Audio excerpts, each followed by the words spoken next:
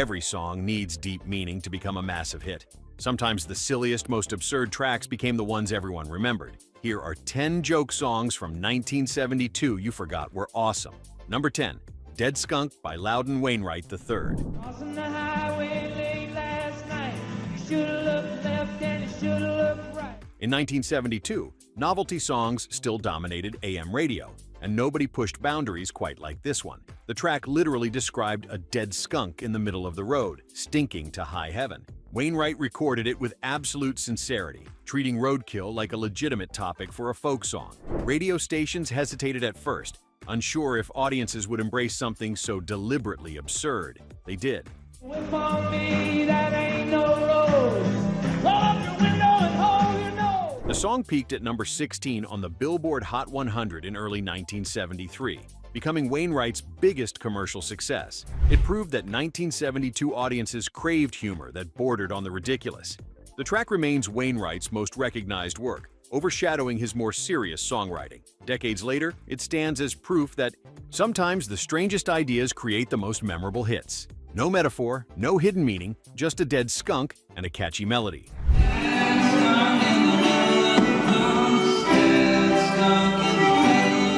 Number 9, Troglodyte Caveman by Jimmy Castor Bunch. Neanderthal, Troglodytes. The track reached number 6 on the Billboard Hot 100 with a premise built entirely on caveman grunts. Jimmy Castor crafted a funk novelty hybrid featuring prehistoric sound effects and literal ugh-ugh vocalizations.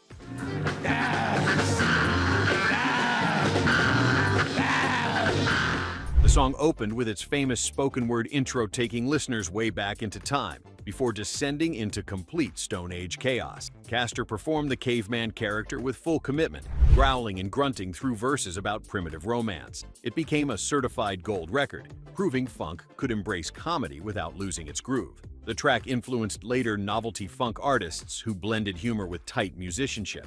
Radio loved it because it was simultaneously danceable and hilarious. Castor had created something genuinely unique, a comedy record that worked in clubs and living rooms alike. 5 decades later, those caveman grunts remain instantly recognizable. It proved you could make people laugh and dance at the same time.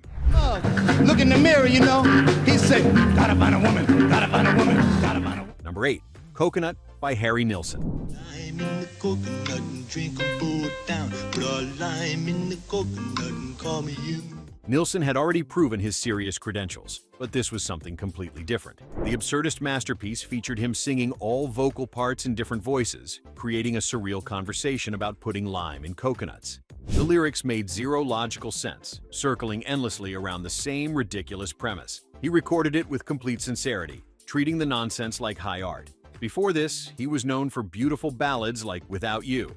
When I think of all my sorrow when I had you there. After Coconut hit number 8 on the Billboard charts, he became the maestro of musical weirdness. The track appeared on Nilsson Schmilsson in 1971, but charted throughout 1972 as the single gained momentum. Its hypnotic repetition and Caribbean-flavored arrangement created an unstoppable earworm. Decades later, it influenced artists who embraced absurdism in pop music. The song remains his most playful work, a deliberate departure into pure musical joy. Call me in the morning, yes, you call me in the morning if you call me. Number 7, Popcorn by Hot Butter.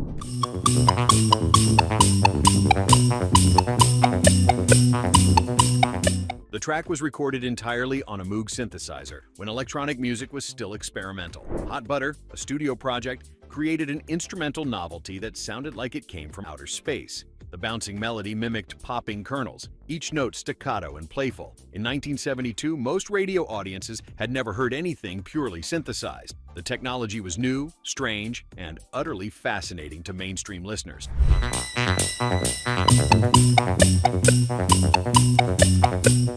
It climbed to number 9 on the Billboard Hot 100, becoming one of the first purely electronic hits.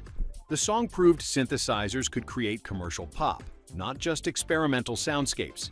It became an international phenomenon, charting across Europe and reaching number 1 in multiple countries. Artists like Kraftwerk and later synthpop pioneers acknowledged its influence. The track arrived years before video games had soundtracks, yet it perfectly captured that aesthetic. Popcorn opened doors for electronic music in popular culture.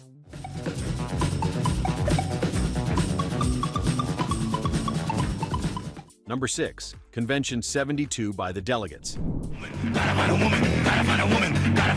Thank you, Henry Kissinger and Vice President Agnew. The 1972 presidential election dominated American consciousness, and this novelty record capitalized perfectly. The Delegates created a political satire featuring impersonations of TV news anchors like Walter Cronkite and David Brinkley, using snippets of popular songs to represent figures like Nixon and McGovern. Ma'am, do you think you could have done more for your husband during those trying times? It combined comedy sketches with topical humor about the chaotic campaign. The track captured a specific moment when Americans could still laugh at politics. Radio stations played it alongside serious news coverage, offering comic relief during tense times. The record sold well in an election year obsessed with Watergate beginnings and political theater. It proved novelty records could engage with current events while remaining entertaining. Unlike timeless joke songs, this one was specifically designed for 1972, making it a perfect time capsule.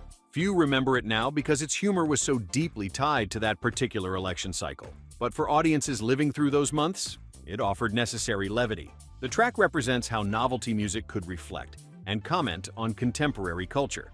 Got Senator Kennedy standing with Jane Rhonda. Take it away, David Stinkley. Senator... Before we continue, which of these joke songs did you actually own on vinyl? Did you dance to Troglodyte at a party? Or sing along to Coconut in your car? Drop a comment and let us know where you're watching from. Number 5. Elected by Alice Cooper.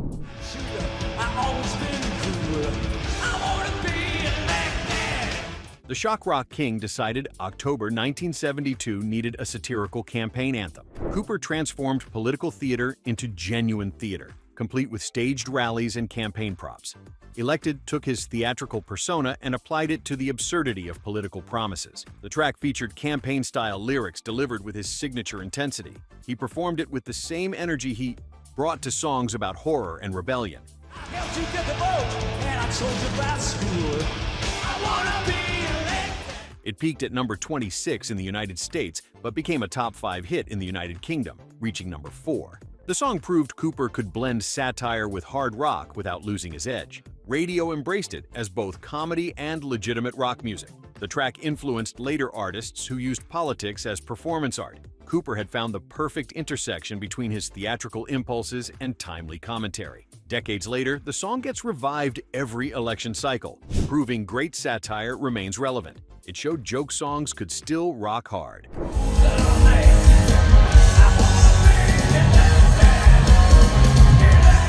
Number 4. Sylvia's Mother by Dr. Hook. Sylvia's mother says Sylvia's happy, so... The song became a top 5 hit with one of the most memorable comedy elements in pop history. Shel Silverstein wrote this weepy story song featuring increasingly frustrated operator interruptions demanding more money. Each interruption, asking for 40 cents more for the next 3 minutes, added unintentional comedy to heartbreak. Dr. Hook delivered it with complete sincerity, playing the desperate caller trying to reach a lost love. The operator's voice became the unexpected star, her matter-of-fact tone contrasting perfectly with emotional desperation.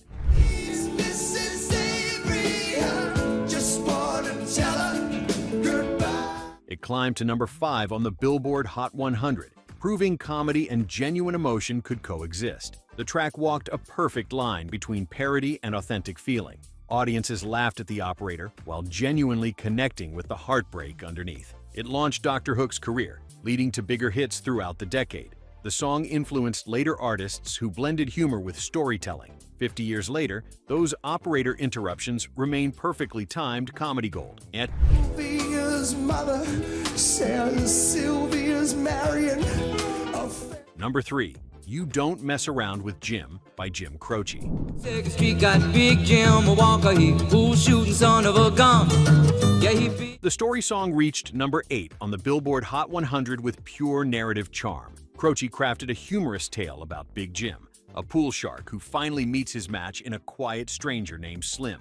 The lyrics painted vivid characters with colorful descriptions and playful imagery. Croce delivered it with a winking vocal performance, his voice carrying the story like a friend sharing a joke. The The song featured playful guitar work and a rhythm that made the narrative flow effortlessly. I'm looking for a man named Jim.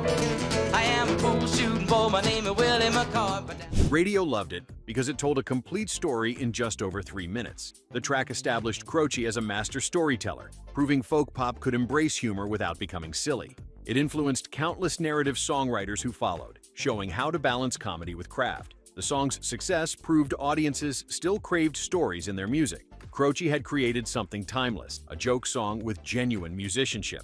It remains one of 1972's most beloved comedy tracks. The bad folks all get together at night. You know they all call Big Jim boss. Just big. Number 2, I Gotcha by Joe Tex. Yes, man. Hold it a long time, hold it. Don't turn it loose, now hold it. The single reached number 2 on the Billboard Hot 100 with pure, playful swagger. Tex created a funk track built around spoken word taunting and relationship gameplaying. The song featured his voice, alternating between singing and talking, calling out someone who played hard to get.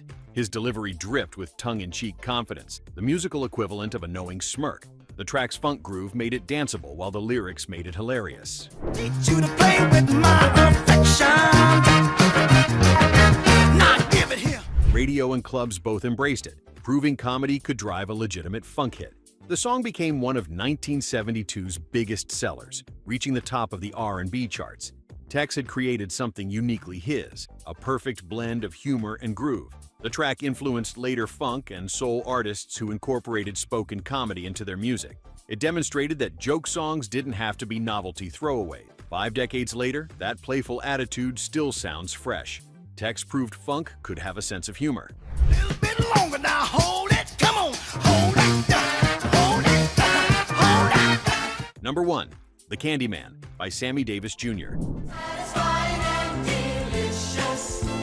Talk about your childhood wishes. At 46, Sammy Davis Jr. initially refused to record a song from a children's movie. The track came from the 1971 film Willy Wonka and the Chocolate Factory, and Davis thought it was beneath him. His label convinced him to try it, and he delivered it with his signature warmth and charm. Candyman can, 'cause he mixes it with love to make the world taste good. The whimsical lyrics about a magical Candyman mixing everything with love became an unexpected earworm. Davis brought legitimate vocal talent to what could have been throwaway material. It hit number 1 on the Billboard Hot 100 in June 1972, staying there for 3 weeks. The song became his only chart topper, overshadowing decades of other work. Candyman makes everything he bakes satisfying and delicious. Radio played it constantly, and it became Davis's signature tune despite his initial reluctance. The track proved that joke songs could showcase genuine artistry. It influenced how later artists approached novelty material, showing that commitment elevated everything. 50 years later, it remains instantly recognizable, a perfect ending to 1972's year of musical humor.